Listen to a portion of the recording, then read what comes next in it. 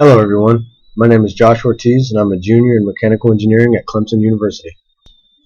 To give you a little bit of background about myself, I'm 32 years old. I was born in Fayetteville, North Carolina, and I grew up in Virginia Beach, Virginia. Immediately after high school, I enlisted in the Marine Corps where I served for 12 years. My primary job was working and flying on helicopters, and I deployed to Iraq one time doing that. I also spent a few years as a Marine security guard serving at embassies overseas. In 2014, I got out of the military and decided to go into mechanical engineering. I started that at UNCW in Wilmington, North Carolina, where I attended for a year before transferring to Clemson last fall. I'm taking this course on technical writing as a requirement for my major.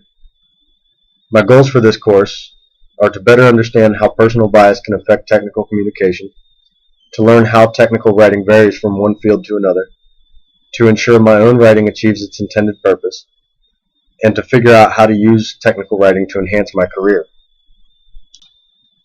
In the end, I just hope that this and all my other courses help me to get a job that I can both enjoy in terms of the people that I'm working with and the work that I'm doing, as well as pay me enough to be comfortable. Ultimately, though, I would like to own my own company because I enjoy leadership and responsibility, and I miss that from my time in the Marines. So what do mechanical engineers do?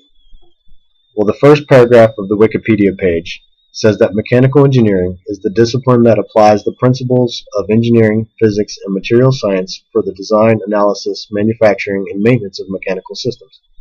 It is that branch of engineering that involves the design, production, and operation of machinery. It is one of the oldest and broadest of the engineering disciplines. Mechanical engineers work in every industry, from medical and biomedical, to automotive, to aeronautics, to robotics, and of course many, many others. They also conduct research to explore new technologies in all of these fields as well. It probably goes without saying that technical writing in the field is very common. Documents in mechanical engineering can include anything from field reports to research findings, from production design reports to inter-office communication, and many others. My experience thus far has been primarily with journal articles because that's what we're required to write for my laboratories. The basic format of a journal article includes the abstract, the introduction, the procedure, the presentation of data, the analysis of the data, and the conclusion. The abstract is nothing more than a brief summary of the article.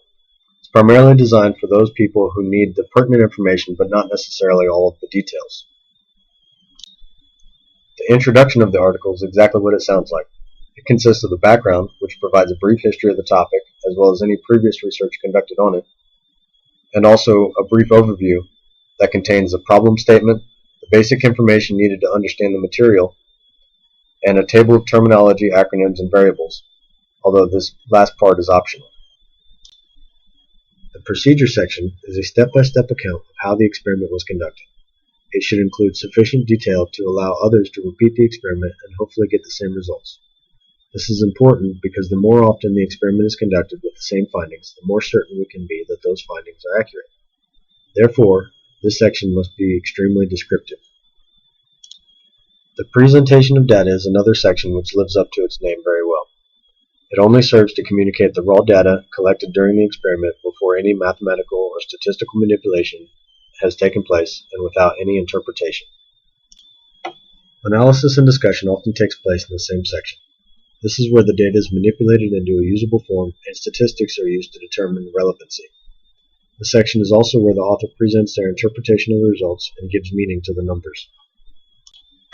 The conclusion is the last section of the article and is used to restate the problem and relate the problem statement to the findings from the experiment. Oftentimes, the author will make broad statements about the effect of the research on the field, future research, and the world at large. Of course, this is only a rough overview of the format. It is not uncommon to see many variations on this design depending on the needs of the author and the host publication. As indicated by my discussion so far, technical writing is often heavily structured and standardized. But in class we discussed the idea of using colloquial English instead of the more formal version. This may not be appropriate in every situation, however. As Dr. Georges Fidel, one of my engineering professors, pointed out, engineering records are kept for a very long time, and may have to be referenced many years after they're written. If that writing is in an unconventional dialect, it may make them more difficult to interpret later. As I spoke with Dr. Fidel, who grew up in another country and for whom English is not the first language, it occurred to me that journal articles are shared and read throughout the world.